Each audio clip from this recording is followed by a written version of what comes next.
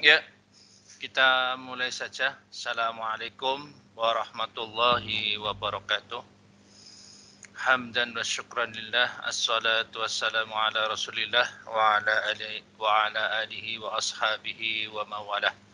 Amma ba'd. Ya anak-anakku sekalian, siswa kelas 10 TKRO yang berbahagia, yang sekarang sedang mengikuti kegiatan MPLS, yang pada saat sekarang kita akan masuk pada materi tentang pengenalan profil jurusan TKRO. Sebelum sampai ke sana, mari saya perkenalkan dulu bahwa nama saya Bathudin, ya. Sekarang sebagai di SMK 3 sebagai Ketua Kompetensi Keahlian TKRO. Baik, kita mulai saja untuk materi MPLS ini. Yang pertama yang akan kami sampaikan terkait dengan keberadaan TKR, jurusan TKR. Jurusan TKR ini sama seperti dengan sekolah, ya. Tentu jurusan ini mempunyai visi dan misi. Jadi visi dan misi. Nah, visi itu cara pandang ke depan. Artinya jurusan TKR dalam ke depannya itu mau bagaimana? Maksudnya mau dalam mengelola seluruh personel atau seluruh aset yang di dalam sekolah itu mau dikemanakan. Itu adalah visi. Kemudian misi itu sendiri adalah langkah-langkah yang akan dilakukan untuk mencapai visi tersebut. Nah, kita bisa mengibaratkan seperti kita berkendara. Berkendara misalnya kita punya visi akan membawa kendaraan ini ke Jakarta. Ya, ke Jakarta misalnya. Maka akan diikuti dengan langkah-langkahnya. Langkah-langkahnya apa?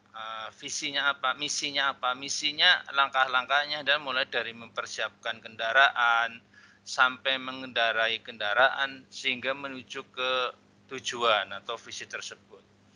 Nah, di sini visi TKR itu sama dengan visi sekolah, ya. Yaitu yang pertama tentu saja membuat atau mendidik anak agar mendidik peserta didik agar peserta didik berkarakter. Nah, berkarakter ini kita sering mengambil contoh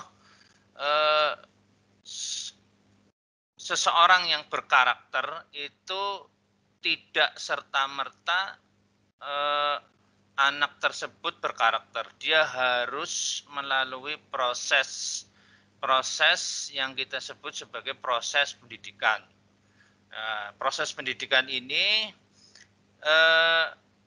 memerlukan waktu yang lama. Jadi kalau dalam bahasa Jawanya itu watak, berwatak, ya, berkarakter, ya, berwatak. Jadi kalau ada istilah watak gawang urak, ya berarti itu karena wataknya sudah begitu kuat. Nah, itu terbentuk setelah sekian lama, ya, tidak serta-merta tidak serta-merta kemudian karakter itu bisa terbentuk dengan sendirinya. Tetapi melalui proses pendidikan, bahkan melalui proses pemaksaan, sama seperti sesuatu karakter itu kan terbentuk mulai dari pemaksaan, kemudian karena pemaksaan itu dilakukan setiap hari, kemudian menjadi kebiasaan. Kebiasaan yang dilakukan secara terus-menerus akan membuat budaya. Budaya itulah yang kemudian menjadi karakter. Karakter. Tentu saja di sini adalah karakter yang baik. Di perusahaan-perusahaan besar ya atau di perusahaan-perusahaan umumnya itu menginginkan anak-anak atau lulusan-lulusan yang berkarakter. Jadi ini tentu saja harus dilakukan oleh sekolah ini untuk menciptakan manusia-manusia atau lulusan-lulusan yang berkarakter. Itu visi yang pertama. Kemudian berdaya saing. Tentu saja TKR dalam hari ini harus menciptakan atau harus membekali siswa agar dia juga harus berdaya saing. Ya. Kemudian yang berikutnya berwawasan internasional, ya, tentu saja ini berwawasan internasional. Kemudian yang keempat adalah mandiri. Nah, di dalam pendidikan kita itu di struktur kurikulum nanti akan ada akan ada pendidikan kewirausahaan. Itu salah satu cara yang dilakukan untuk menciptakan lulusan-lulusan yang mandiri. Kemudian misinya tentu saja langkah-langkahnya adalah tentu saja untuk menjadikan siswa berkarakter, untuk mampu berdaya saing dan berwawasan internasional serta mandiri, maka misinya adalah membekali peserta didik tersebut dengan kompetensi-kompetensi, dalam hal ini adalah kompetensi teknik kendaraan ringan, kendaraan ringan otomotif. Itu harus dibekali kompetensi. Nah, kompetensi ini ada 3 ranah. Kompetensi ada ranah kognitif atau pengetahuan, ya. Kemudian ada ranah afektif, kognitif, afektif. Kalau kognitif menyangkut kompetensi kepengetahuanan, sedangkan afektif ini terkait dengan sikap atau lebih bagaimana caranya anak tersebut mempunyai sikap-sikap yang baik, ya, atau attitude yang baik, ya. Kemudian yang berikutnya ranah yang ketiga adalah psikomotor. Ranah psikomotor itu terkait juga dengan keterampilan-keterampilan yang harus didapatkan. Jadi kalau 3 ranah ini bisa dilakukan dengan baik, maka visinya akan tercapai. Visinya yang pertama tadi berkarakter, berdaya saing, dan berwawasan internasional, maka dia akan tercapai dengan cara mendidik atau membekali peserta didik dengan kompetensi-kompetensi yang sesuai dengan kompetensi keahlian teknik kendaraan ringan. Jadi menyangkut 3 aspek tadi, ada aspek kognitif, afektif, dan psikomotor atau skill. Baik, kita lanjut. Berikutnya untuk TKR itu menerapkan kurikulum 2013, ya, revisi tahun 2018. Menyangkut kurikulum ini, tentu saya tidak akan membahas kurikulum secara lengkap, ya, secara lengkap dalam artian karena bagian-bagian dari kurikulum itu sendiri sangat banyak sekali, ya, sangat banyak sekali. Bahkan ada yang mendeskripsikan kurikulum sebagai kumpulan materi yang begitu tebal. Jadi saya tidak akan bisa membahas seperti itu. Yang kita akan bahas atau yang akan kita lihat adalah kompetensi-kompetensi yang nanti akan Anda dapatkan selama mengikuti pendidikan di SMK 3 Kota Tegal. Ya, tentu pembahasan kita tidak akan melebar. Kita hanya membahas struktur, ya, struktur dari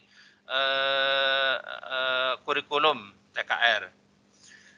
Kurikulum atau struktur kurikulum TKR itu meliputi dua kompetensi, ya. Jadi kompetensi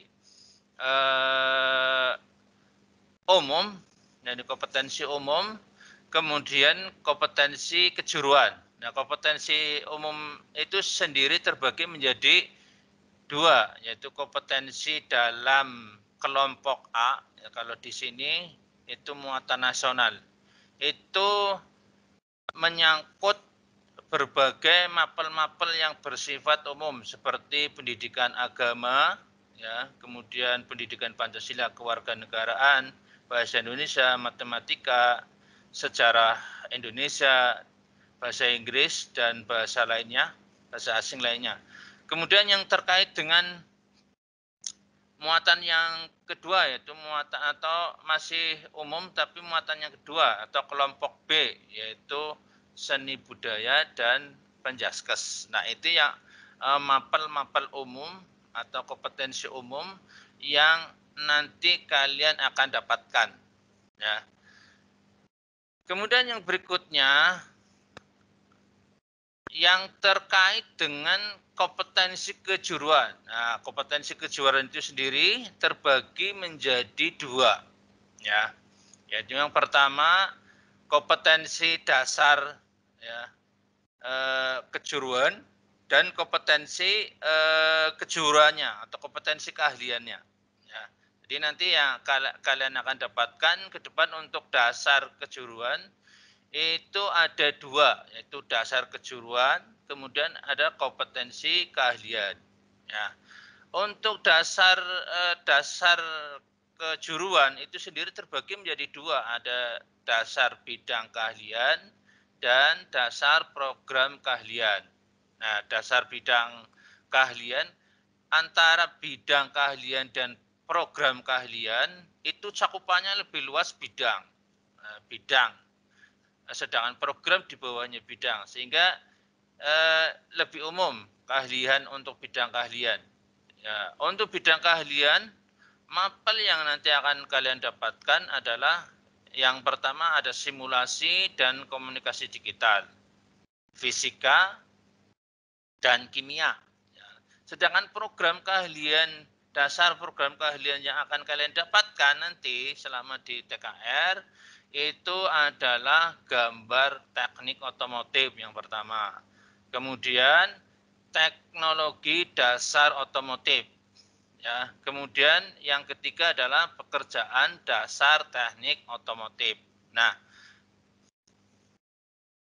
dasar program keahlian ini yang nanti akan didapatkan di kelas 1, ya, di kelas 1 ini atau di kelas 10, ya, atau tingkat 10 itu meliputi 3 mapel tadi, ya, yaitu gambar teknik otomotif, kemudian teknik dasar otomotif, serta pekerjaan dasar teknik otomotif. Kontennya apa atau isinya apa? Ya, tentu saja yang terkait gambar teknik itu hal-hal umum yang terkait cara menggambar teknik, itu gambar teknik. Kemudian untuk teknologi dasar otomotif, ya, itu adalah materi teknologi dasar otomotif dan pekerjaan dasar teknik otomotif itu menyangkut langsung dengan dasar-dasar yang nanti ke depannya itu mendasari pelajaran-pelajaran di kelas 2 dan kelas 3. Ya, kelas 2 dan kelas 3.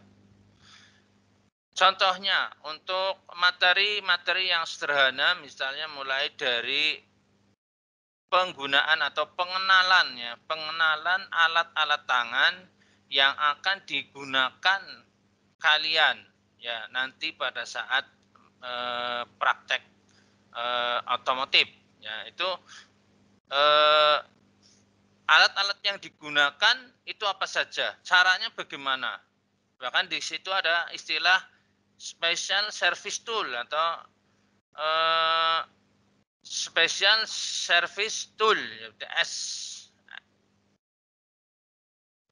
SST ya, kalau biasa dikenal SST itu apa ya, apa dan bagaimana. Kemudian ada penggunaan alat ukur. Alat ukur berarti alat ukur yang digunakan itu apa saja, gunanya untuk apa ya. Alat ukur ada alat ukur linear, ada alat ukur mekanik, ada alat ukur elektronik, itu gunanya apa. Kemudian di dua mapel ini juga diajarkan konsep dasar otomotif, misalkan ya cara kerja mesin 2 tak, ya. Cara kerja mesin 4 tak. Nah, itu bagaimana caranya ya. Itu nanti akan disampaikan di kelas 1 ya. Di kelas 1. Mudah-mudahan nanti di semester ke depan nanti akan sebentar lagi mungkin akan Anda dapatkan selepas MPLS ini selesai. Baik, kita lanjut ke kompetensi selanjutnya, yaitu kompetensi keahlian. Yaitu untuk kompetensi keahlian itu meliputi 4 mapel. Yang pertama pemeliharaan mesin, ya. Kemudian yang berikutnya pemeliharaan sasis, pemeliharaan kelistrikan, dan produk kreatif dan kewirausahaan. Ya. Yang terakhir ini produk kreatif dan kewirausahaan adalah membekali kalian jikalau nanti kalian berwirausaha, ya dalam hal ini mandiri, ya tidak bergantung pada menjadi karyawan suatu perusahaan, ya, tapi Anda bisa berwirausaha. Ya. Nah, yang poin 1 pemeliharaan mesin, kalian akan mempelajari prosedur pemeliharaan mesin. Yang pertama tentu saja pengetahuannya, ya pengetahuannya, kemudian juga keterampilannya, pengetahuan, keterampilan, dan kemudian sikap-sikap atau langkah-langkah pemeliharaan. Itu nanti akan disampaikan di kelas 2 dan kelas 3. Kelas 2 dan kelas 3. Kalau kelas 2-nya lebih pada perawatannya, tapi kalau kelas 3 lebih pada perbaikannya. Ya. Jadi yang kedua dan yang ketiga, yaitu pemeliharaan sasis dan kelistrikan, itu sama dengan poinnya sama dengan pemeliharaan mesin. Bedanya hanya bidangnya. Ya, kalau yang pertama mesin, kemudian yang kedua sasis. Nah, sasis itu bagaimana nanti akan disampaikan. Kemudian yang ketiga tadi kelistrikan, juga ini bidangnya di kelistrikan. Bagaimana cara memperoleh pengetahuan tentang kelistrikan, kemudian nanti kelistrikan di otomotif itu apa saja, kemudian proses perawatannya bagaimana, kemudian nanti di kelas 3 proses perbaikannya. Nah, jadi itu adalah kompetensi-kompetensi yang nanti akan kalian dapatkan di selama 3 tahun di SMK 3 Kota Tegal di jurusan Teknik Kendaraan Ringan. Jadi mapelnya tadi sudah saya sampaikan. Berikutnya, saya kira untuk kurikulum ini, nah, ya berikutnya. Nah, ini kita lanjut kepada profil tenaga pengajar di TKR ya. Ini kebetulan saya tampilkan foto teman-teman saya atau pengajar di TKR ya. Ini ada foto bersama menampilkan beberapa guru. Ini tidak semua guru masuk di sini, ada beberapa yang guru nggak masuk ya. Siapa nih? Pak Rizkandi ada. Nah nih, ini kalau mau diperkenalkan satu persatu mungkin singkat saja. Ya, ini yang berdiri ya, yang berdiri paling kiri ya, paling kiri ya. ya paling kiri. Ini ada Pak Ari, kemudian Ari Adi, ya, Pak Ari Adi Wijayanto, ya. Kemudian ada Pak Rakim. Pak Rakim sekarang sebagai kurikulum SMK 3 Kota Tegal. Nah, kemudian ini ada Pak Pangat, ya, sebelahnya Pak Rakim. Jadi Pak Ari, Pak Rakim, Pak Pangat. Kemudian ini sudah purna, Pak Kusnanto sudah purna. Kemudian sebelahnya Pak Salim, ya, sekarang menjadi Wakahumas di SMK 3 Tegal. Sedangkan ini yang bawah saya sendiri, yang sedang duduk di depannya Pak Salim, ini saya sendiri ya, Pak Pathudin yang tadi sudah saya kenalkan. Kemudian ini ada sebelahnya saya, sebelah kiri saya, ya, Pak Rusmanto. Nah, Pak Rusmanto, kemudian sebelah kirinya lagi Pak Herianto. Ya, kemudian yang sebelah kirinya Pak Herianto itu Pak Iwan. Nah, nanti di kelas 1 ini nanti kalian akan bertemu dengan Pak Rusmanto ya. Dengan saya sendiri nanti kalau ada hubungannya dengan jurusan dan perlu menghadap saya, berarti nanti akan ketemu saya. Nah, itu beberapa profil guru SMK TKR Kota Tegal, mungkin akan lebih banyak bertemu nanti ya, ke depannya. Nah ini dia mampel yang akan diampu tadi oleh teman-teman saya dari guru TKR yang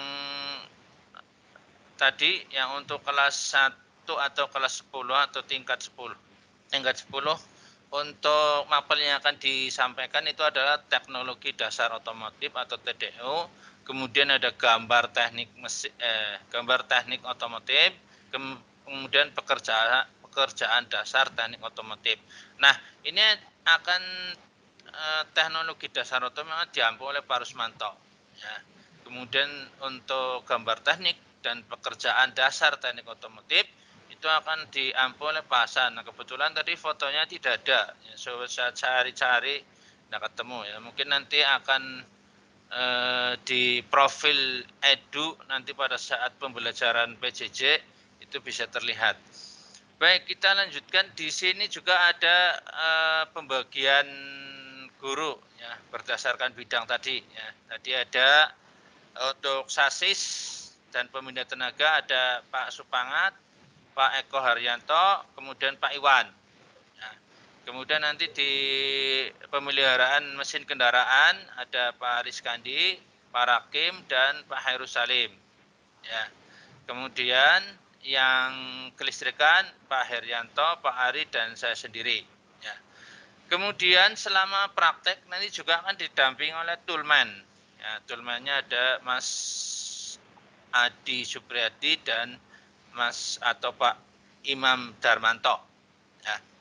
Baik, itu mengenai profil dan yang akan diajar teman-teman guru saya tadi, itu apa saja saya sudah sampaikan.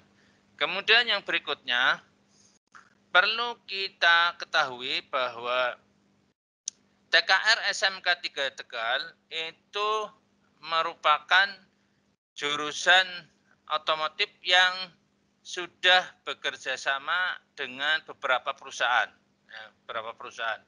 Tapi yang sudah intens, bahkan kita menjadi sekolah binaannya adalah kita bekerja sama dengan Toyota, ya. Kita punya Memorandum of Understanding atau MOU dengan Toyota. Bahkan kita sebagai sekolahan binaan melalui program namanya TITAP. TITAP itu Toyota Technical Education Program. Ya. Kita menyadari sepenuhnya bahwa pabrikan otomobil itu yang punya concern tinggi terhadap pendidikan, itu selama kurun waktu sekian tahun saya mengamati hanya Toyota. Kalau yang lainnya tentu saja ada, tetapi tidak semasif atau tidak seintens Toyota. Jadi Toyota itu mempunyai program hubungan dengan dunia pendidikan begitu kuat ya. Dibandingkan pabrikan lain ya tentu saja kurang ya.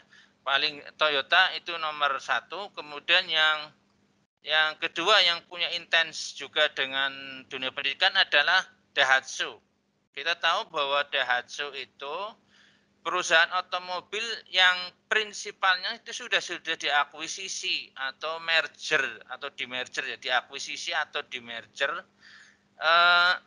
oleh Toyota. Jadi di Jepangnya itu sudah diakuisisi oleh Toyota, tetapi tetap masing-masing tetap menggunakan merek yang berbeda, tetapi yang punya sama. Jadi yang punya sama, Toyota dan Daihatsu itu yang punya sama.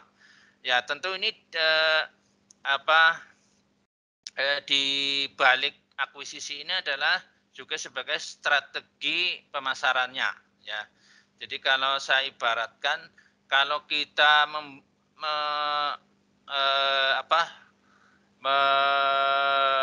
berjualan, kalau kita berjualan semakin lapaknya banyak ya semakin kemungkinan besar pembelinya akan ke itu juga, ke orang-orang itu juga. Contoh ya, saya punya teman pebisnis itu bisnisnya adalah optik ya, kacamata, dia jual kacamata. Dia membuka lapak atau kios di suatu pasar di Jakarta, itu ada 10 kios. Nah, kalau orang belanja optik atau kacamata di toko yang pertama, dia kurang puas, dia akan pindah ke toko yang kedua. Toko yang kedua kemungkinan juga tidak puas, dia akan pindah ke toko ketiga. Nah, tapi ternyata ini toko-toko ini yang punya orang satu. Jadi ini strategi pemasaran. Nah, ini juga sama Toyota ya. Toyota itu tentu punya jualan mobil, makanya Toyota dan Daihatsu itu sering membuat mobil yang sama, ya, yang sama. Jadi kalau ibaratnya kembar lah.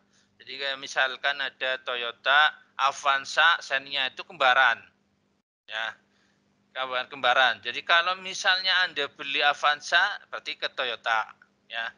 Misalnya harganya terlalu tinggi, saya mau speknya segini di Toyota tinggi, tapi di Daihatsu desainnya harganya lebih turun. Ya memang begitu ya. Jadi dia nggak beli di Toyota, tapi belinya di Daihatsu, sama saja. Ya, yang punya sama orang satu. Ya. Jadi itu strategi pemasaran. Jadi secara akuisisi sudah diakuisisi oleh prinsipal di Jepangnya. Jadi Daihatsu sudah diakuisisi oleh Toyota. Nah, jadi prinsipnya tadi bahwa Toyota merupakan salah satu perusahaan yang sangat concern terhadap dunia pendidikan. Bahkan kita punya kerja samanya. Ya, ini bisa dilihat. Yang pertama kerja sama yaitu yang selama ini sudah dikerjakan. Yang pertama kita bekerja sama di bidang kurikulum. Ya, kurikulum ini sudah lama kita bahkan Toyota pernah suatu kali mengirimkan profil kompetensinya ke masing-masing sekolah yang menjadi binaannya, yaitu TTAP atau sub TTAP. Ya. Jadi itu. Kemudian yang kedua, kerjasama yang sudah berlangsung itu prakerin. Ya, bahkan prakerin ini ada prakerin yang arahnya, jadi arahnya itu on the job training, jadi on the job training. Jadi ada on the job training yang kemudian diarahkan lagi ke rekrutmen. Jadi selama ini Toyota sudah bekerja dengan kita dan khususnya di sini adalah yang bekerja dengan kita adalah di area Jawa Tengah, Nasmoko. Kalau di area Jakarta ke barat Auto 2000. Kalau di Sumatera saya lupa ada sendiri ya. Di Sulawesi ada namanya sendiri. Saya lupa. Tapi yang jelas yang di Jawa Tengah itu Toyota namanya Nasmoko ya Nasmoko, kemudian di Jawa Barat Auto 2000 ya. Jadi yang sudah bekerja sama kita dalam proses rekrutmen ini adalah Nasmoko di Jawa Tengah. Ya, melalui apa? Melalui tadi prakerin yang terkoordinir dengan Toyota, yaitu on the job training. Jadi ada proses apa ya, seleksinya. Jadi nanti untuk prakerin yang kaitannya dengan rekrutmen untuk menjadi karyawan di Nasmoko itu ada seleksinya, Baik, jadi itu yang sudah kita kerjakan dengan Toyota. Kemudian satu lagi yang jangan lupa diingat, melalui program TITAP ini Toyota juga sudah memberikan bantuan alat atau mobil. Ya, yang mobil yang sudah kita terima adalah 2 mobil. Nah ini 2 mobil ya. Jadi yang pertama itu ada Toyota Kijang Kapsul Diesel, yaitu yang kemudian yang kedua adalah Yaris tahun 2011 ya.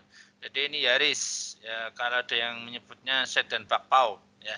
Ini adalah 2 bantuan yang diberikan langsung oleh pihak Toyota ya melalui Nasmoko ya. Jadi ini yang sudah kita lakukan. Pertanyaannya apakah SMK TKR bekerja sama dengan perusahaan-perusahaan lain? Kita bekerja sama dengan perusahaan lain. Jadi rekrutmen yang sudah pernah dilaksanakan misalnya dengan Suzuki juga sudah pernah. Ya, jadi ada banyak perusahaan-perusahaan lain yang bekerja sama. Belum dengan bengkel-bengkel yang bertebaran di wilayah Jawa Tengah maupun di Jakarta ya. Selanjutnya kita lanjutkan. Nah, kemudian info-info lain terkait dengan yang nanti akan dikerjakan atau yang ada hubungannya dengan TKR ini. Yang pertama uji kompetensi. Ya, uji kompetensi ini nanti kalian akan melalui yang namanya uji kompetensi. Kalau dulu uji kompetensi difokuskan, jadi uji kompetensi ini adalah ujian untuk mengkonfirmasi kemampuan atau kompetensi yang dimiliki oleh peserta didik. Jadi konfirmasi, mengecek anak sudah punya kemampuan kompetensi chassis belum? Anak sudah punya kompetensi kelistrikan belum? Anak sudah punya kompetensi engine belum? Nah, itu cara mengkonfirmasinya atau cara mengetahuinya adalah dengan uji kompetensi. Nah, uji kompetensi yang selama ini sudah dilakukan tahun-tahun ini kemarin baru meluluskan 1 kali uji kompetensi yang menggunakan LSP P1 ya, LSP 1 satu angkatan sudah melalui itu. Yang perlu saya sampaikan di sini uji kompetensi yang dulu itu tidak melalui LSP. Uji kompetensi dikumpulkan di kelas 3, itu nilainya sama dengan ujian nasional, ya, uji kompetensi ya. Nah, untuk yang sekarang uji kompetensi itu melalui lembaga namanya lembaga sertifikasi profesi, yaitu LSP.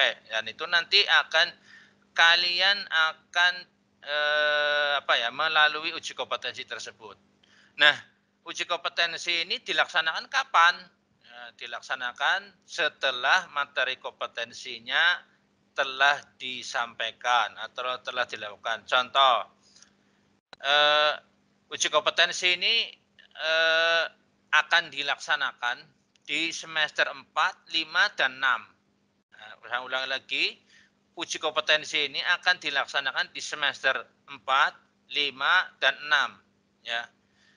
Dengan masing-masing semester tersebut, ya, di masing-masing semester tersebut, itu tergantung klaster. Nah, tergantung klaster itu mata uji, ya, mata ujinya. Jadi ada yang 2 mata uji, ada yang 3, ya. mata uji. Jadi nanti tergantung. Nanti informasi selanjutnya akan disampaikan pada saat pelaksanaan uji kompetensi. Kemudian yang berikutnya untuk praktek kerja industri. Untuk praktek kerja industri itu akan dilaksanakan 4 sampai 6 bulan sesuai dengan aturan yang ada. Tapi ya idealnya 4 sampai 6 bulan ya. Cuma untuk kondisi sekarang belum, karena posisi pandemi maka belum bisa dilaksanakan sesuai dengan ketentuannya ada, memang kondisinya seperti itu. Kemudian pelaksanaannya insya Allah ya akan, kalau normal itu akan dilaksanakan bulan April sampai dengan September, itu 6 bulan ya, April sampai September. Itu. Kemudian yang ketiga untuk bengkel yang kita punyai itu ada 3, yaitu bengkel sasis, bengkel engine, dan bengkel elektrikal. Nah, yang kondisi sekarang kenapa tidak saya tampilkan, karena 2 bengkel sedang direhab. Yang pertama bengkel kelistrikan sedang direhab. Kemudian yang kedua bengkel sasis. Kemudian yang bengkel yang masih bisa gunakan itu adalah bengkel engine yang posisinya berada di sebelah barat pintu masuk utara. Jadi kalau kalian dulu waktu mendaftar di SMK 3 itu bengkel pintu masuk sebelah utara, itu sebelah baratnya adalah bengkel otomotif, sekaligus di sana ada ruang guru TKR. Jadi kalau misalkan nanti di kesempatan pembelajaran ini ada kegiatan yang mengharuskan kalian harus bertemu dengan guru ya, atau berkonsultasi dengan guru, itu ruang gurunya adalah di situ, yaitu di sebelah barat pintu utara, pintu masuk sebelah utara, itu adalah ruang guru TKR. Jadi itu tentang profil kurang lebihnya ya, profil ke jurusan teknik kendaraan ringan otomotif. Saya kira itu dulu yang perlu saya sampaikan. Selanjutnya saya cukupkan, kemudian apakah ada pertanyaan atau tidak, ini bisa enggak ya? Coba barangkali ada pertanyaan yang disampaikan dari peserta.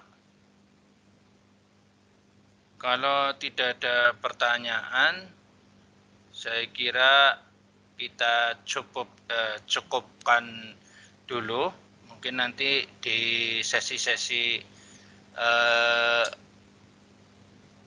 tatap muka atau di pembelajaran kita bisa menyampaikan atau ingin menyampaikan unek-unek apa saja yang terkait dengan jurusan bisa disampaikan. Saya kira dari saya itu yang bisa disampaikan. Mudah-mudahan bermanfaat. Terima kasih. Assalamualaikum warahmatullahi wabarakatuh. Baik, terima kasih Pak Patudin sebagai Ketua Kompetensi Jurusan TKRO. Dan setelah kalian mendengarkan penjelasan tentang jurusan TKRO, mudah-mudahan bisa lebih terbuka lagi pikiran Anda, wawasan Anda tentang pendidikan TKRO. Terima kasih. Kami tutup. Wabillahi taufiq wal hidayah. Wassalamualaikum warahmatullahi wabarakatuh. Terima kasih Pak Patudin.